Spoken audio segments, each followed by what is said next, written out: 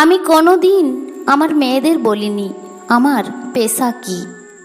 আমি কখনোই চাইনি তারা আমার জন্য লজ্জিত হোক।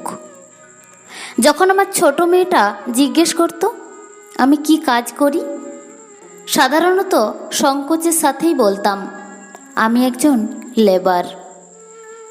আমি প্রতিদিন কাজ থেকে বাড়ি ফেরার আগে পাবলিক টয়লেটে স্নান করতাম, যাতে তারা কোনো রকম আকার ইঙ্গিতেও বুঝতে না পারে আমার কাজ কি। আমি আমার মেয়েদের স্কুলে পাঠাতে চেয়েছি, তাদের লেখাপড়া শেখাতে চেয়েছি। আমি চেয়েছি তারা সম্মানের সঙ্গে মাথা উঁচু করে মানুষের সামনে দাঁড়াক। আমাকে সবাই যেমন নিচু নজরে দেখে, আমি কখনো চাইনি আমার মেয়েদেরকে কেউ সেভাবে দেখুক। মানুষ সবসময় আমাকে অসম্মান করেছে, কিন্তু তবু আমি আমার উপার্জনের প্রত্যেকটা পয়সা আমার মেয়েদের লেখাপড়ার জন্য ব্যয় করেছি। আমি কখনো একটা নতুন জামাও কিনিনি, বরং সেই টাকা দিয়ে তাদের নতুন বই কিনে দিয়েছি।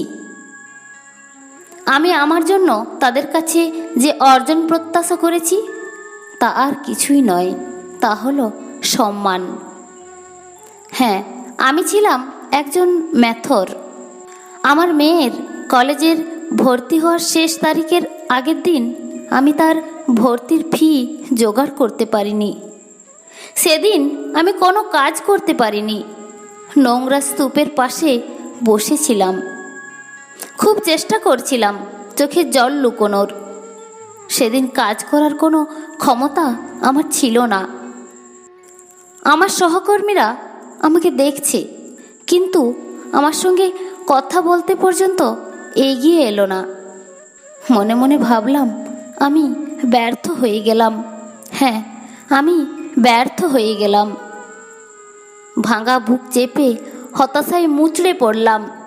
কিছুতেই ভেবে পাচ্ছিলাম না বাড়ি ফিরলে মেয়ে যখন আমাকে ভর্তির ফিয়ের কথা জিজ্ঞেস করবে, কি বলবো আমি, কি বলবো? হ্যাঁ, আমি জন্মগতভাবেই হতদরিদ্র।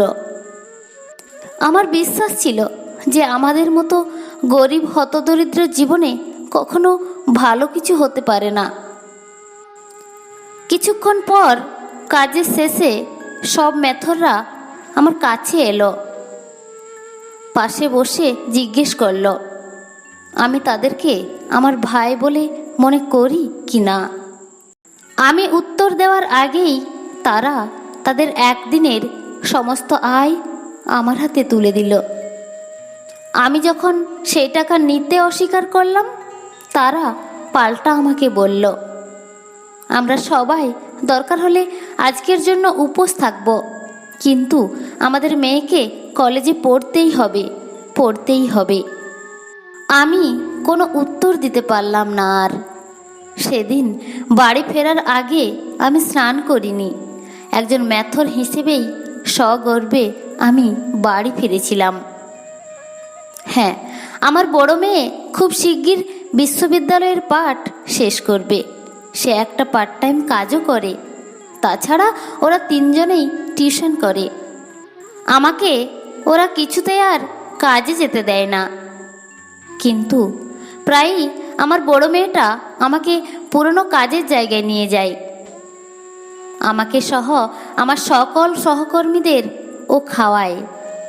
ওরা হাসে আর জিজ্ঞেস করে, কেন রে মা, তুই মাঝে মধ্যেই এসব খাওয়াস আমাদের?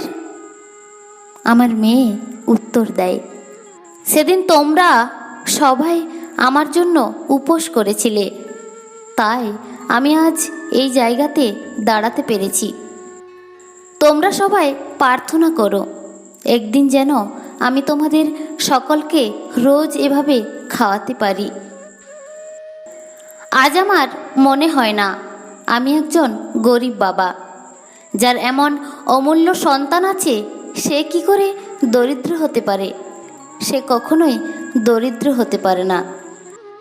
আমি এখন আমার মেয়েদের নিয়ে গর্বিত বোধ করি। হ্যাঁ, আমার মেয়েদের নিয়ে গর্বিত বোধ করি।